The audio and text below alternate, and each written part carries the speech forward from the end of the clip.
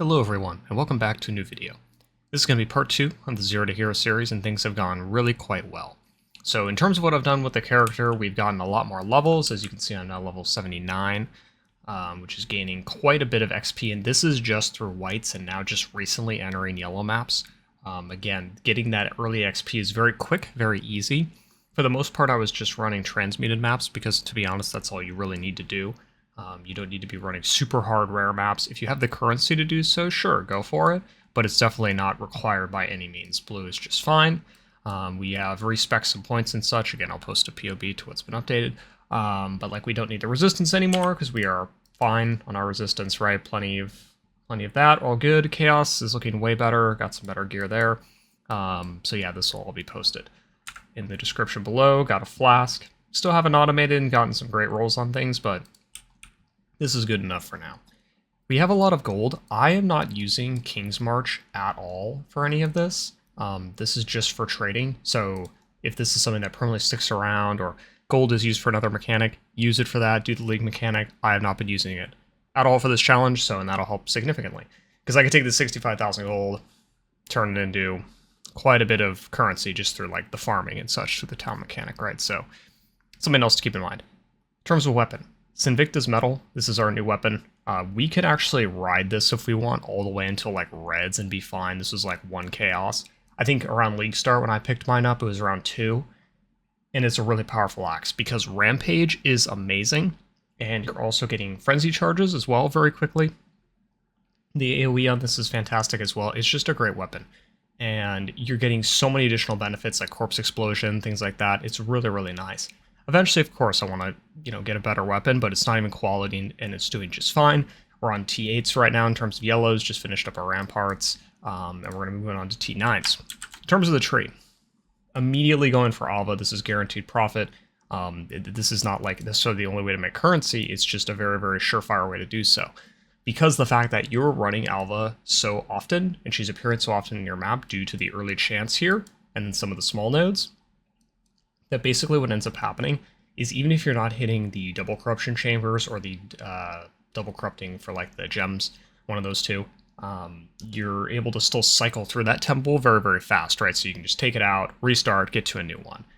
So basically just rushing up here, we want map drop nodes to get higher tier maps. Same thing here. This is extremely important. This came last for me. Having 4 incursions is very, very nice. But I'd much rather have this first, having the upgrades, because that is basically better shots of you actually getting the double corrupt chambers and such, right? So, and again, at the rate you turn through, like our Alva chance, if I go and take a look, 48% chance, pretty good. So, basically every 2 maps she appears. And so, yeah, you end up printing temples very, very fast. Sold a temple for 2.2 divines or so. That is where this currency has come from, which is plenty now, because this means like 6 link upgrades. We can potentially do a little bit of rolling with either Exarch currency as well to make our character stronger. We could look for some cool jewels. We can look for some better, like, I guess, gloves in this case. Yeah, there's a lot. We can get like better helmet. It's just, we're going to try to spread it out. Maybe get some better rolls on flasks, automate them, things like that. But yeah, 2 divines is a ton of money, so we're going to make that money go to good use. Speccing towards this cluster jewel here, I'm going to end up getting a physical damage cluster, so that way I can unspec this, and potentially go for like 10% more physical attack damage, or just get rid of it entirely, and go double cluster, so that way I have, meaning the cluster up here, so that way I have a 100% chance to ignore enemy physical damage reduction. Any of the trash mobs blow up extremely fast. You don't really need damage for that, it's just some of the tankier ones. That's why you want the enemy physical damage reduction to be gone, right? Because it's very, very nice. It's basically saying, hey, they have 0 armor. So that's great. Otherwise, that's about it for the character. We've just been kind of chugging along. Pantheons, Lunaris, Garrocon. This is fine for now. We did 4th Ascend. That is something I'll go over. Totally fine doing it. No issues. You're generally pretty tanky in lab. Most of the traps don't do any damage to you because you have Untiring. You just run through everything. It is very easy. The only thing is, like, if you run into like a Zaro, make sure to pop your flask, right, or avoid that initial slam so you can build up endurance charges in your Fortify. That's always something that's very, very important because it gives you so much less damage taken. I potentially might go to auto exerts for my war cries because I only have 1, because I am wasting some points kind of on these war cry nodes, but I think they're fine for now. It's kind of nice to have the additional AoE all the time, and Intimidating is kind of nice just for bosses and stuff. They die pretty quick anyways, so honestly, really not that bad. I potentially might respect them though and just go Warcryless. But at the same time, Warcries are insanely good for slams, so a bit of a dilemma there, kind of think about it, but yeah, that's generally the idea. So we're going to keep moving up on maps, probably get into reds pretty soon, get some more XP, etc. For the tree, I probably want to go maybe down here, grab some more map draw chance. You can also gate. This is actually really good here. I'll actually probably do this. You can gate over and grab this, Shaping the Mountains, which is really, really important. Just getting more map drop chance. Again, you want to get into those reds so you can start getting your Voidstones.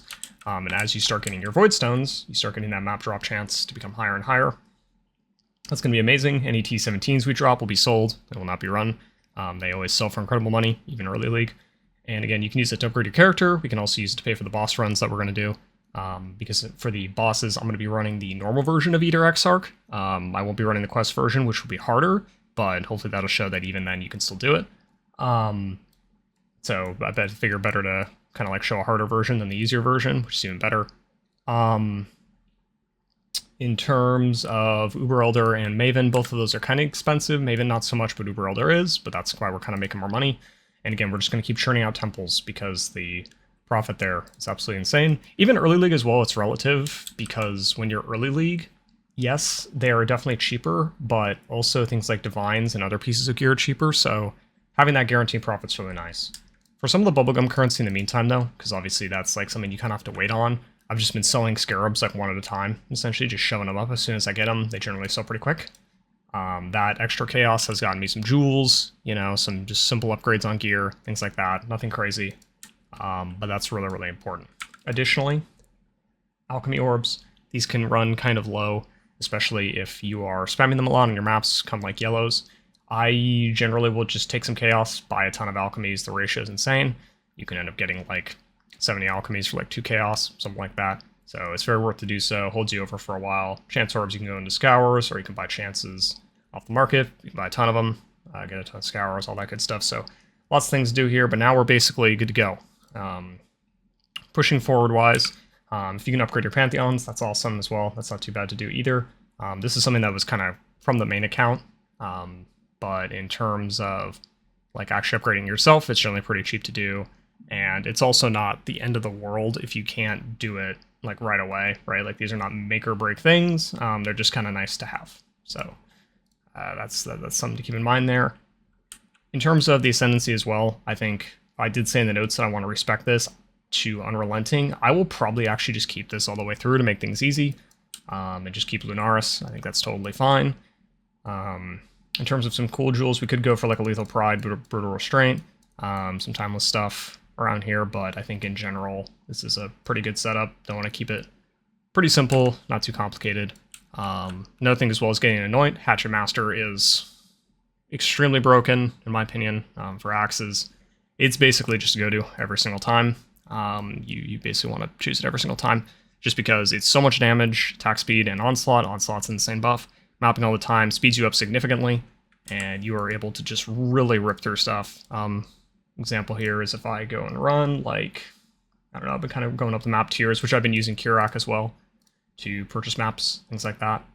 Like as an example, let's just do like this city square, right? I'll kind of show this off. -7, sure. Kind of get an idea of what the build looks like. Because yeah, it's really, really nice. I've just been kind of hanging, you know, just farming very, very casually in the meantime. As you can see, I'm not even like war crying per se. You have to be like, oh, you know, the rare takes a second, but sure, that's not really too much of a problem. You're not running into rares all over the place. That's more money. Ultimatum Scarab. Again, all this early chaos is extremely nice. Here's an Alva, so we can go ahead and take a look at that. Warehouse, Sack Chamber, either or is okay. We just want to connect that main part. As many connections as possible in Alva. It's always a nice thing to do. I'm okay with just like raw upgrading here, and then rolling over. Another thing as well is you generally will get enough connections within Alva, so it isn't that much of a problem per se. Like you don't need to be super gunning for the Stones of Passage in order to get all the connections. You can also get things like Explosive Room, which is extremely nice. That basically just allows you to kind of bypass the connection stuff because you can just grab explosives and then blow into the rooms that you are not able to get into. See, they're even rares. They take a little bit, but even then, not too bad. Another thing you can get as well, which is really, really powerful, is you can go for the Alva node, which I will kind of show. I'll just pop out of here. You know, I haven't killed everything. It's good enough. Is you grab this, and basically get the time killed from incursions is doubled. This is extremely powerful. It gives you, like, basically infinite time. So you can just kind of run around, do whatever. But again, we're just cycling temples. You don't need to overthink it too much. You're just kind of looking for a corruption chamber and such. We have gem cutters right here, obviously, so I can try to upgrade that. But if you don't land it, again, it's not the end of the world. This I don't care about connections, so I can just pop it on something. And any of the temples that you don't end up landing, I generally just put like a dump tab right for like 5C or something, because again, it's not that big of a deal if you end up missing and selling it for 5C, unless you're going to run it yourself, right, which is absolutely fine. And definitely you can get some solid rewards at the end. Actually, I need the stone passage, so I can just pop out of here. Unless you're like, you can get some solid rewards at the end for sure, but it's just not something that I want to waste time on and such. So, but that's definitely something you can do for money. So there we go. And at this point, with this amount of map drop chance, you're basically going to start sustaining your yellows pretty regularly. You'll start doing your Maven quests, getting even more skill points on the tree. So it's just more map drop chance, upgrading Alva on the tree as well. And all of that basically is going to contribute to your profit. And then anything else you want to add, of course, is totally fine. We'll just go Atlas of Worlds. So like this is something I could run, right, if I want to get a lot of extra maps, because this is going to be a tier 3 Atlas of Worlds, so it's going to drop a lot of maps when I actually go to run it, which is really, really nice. Connected to basically anything. Yeah, that's basically fine. We could just leave. So yeah, lots of ways to go about this, right? But so far the temples look pretty fine. This is all connected up here. This is connected here. We're good. I'd like to connect up to here, obviously, and get a double corrupt chamber. For gems, at least. Obviously, Locust is better, but you gotta do what you gotta do. But yeah, the biggest part here is that although it's kind of like, oh, it's a little bit RNG in terms of like what temples you get right. Again, the speed at which you run them is quite quick. And you're also, again, it's not like you need to churn out like 20 of these temples in order to get anything done on your character. So there you go, Corruption Chamber, swap that over. So yeah, like in general, it's pretty chill to go around. Just kind of pseudo bum rush there. I can kill some mobs along the way, just to get a little more time, but in general, that's fine. And this is all connected up. I can try to get a connection potentially here, just up to gem cutters. That's probably wise. Not too bad. 27 seconds, that's fine. Yeah, I'll just pop it up here and leave. And the more and more you do Alva, or just like any league mechanic, right? Like the better you're going to get at it, because you're just going to kind of get into the zone of like, what do I need to do? It's going to go ahead and upgrade. So I'd like to come back to this, you know, and hopefully we get a tier 3 on that. That would be wonderful, but see what the fates have in store for us. But yeah, I'm just showing this one map off just to kind of show how it is. And it's easier on straighter maps just because you have a lot easier time moving around, right? You just kind of run through, kill all the mobs. Sunder is also kind of a little more geared for that compared to something like Earthshatter, which is AoE focused. So you can see the bosses, not a problem. This is like a minus max res map. Tankiness is absolutely fine. You're Juggernaut, you have insane tankiness, so it is all good. A lot different in terms of progression compared to a Berserker, though. If you're a Berserker, you have like double the damage easily. You might even have more, actually. Let me think about Berserker. Yeah, you probably have like double to even like one... Yeah, it's probably around double damage, more. And but then you got to worry about your defenses a lot, because not only do you not have defensive nodes, you also take increased damage because you're probably taking Aspect of Carnage. So this is giving you insane recovery, so you can play like an idiot. This is giving you more armor and chaos damage, chaos damage reduction from hits, because actually that does happen a decent amount of maps, so it's very, very nice to have this. Unflinching is amazing. This is just basically permanent endurance charges. And then Unstoppable is nice. Nice Cure Walnut, so all good. That's where we are for now. We'll kind of check back in from there. This is main trade, so it's not going into our Zero to Hero tab, but yeah, we are all good to go. We'll do another character upgrade soon. Thanks all for watching. I'll see you guys next time.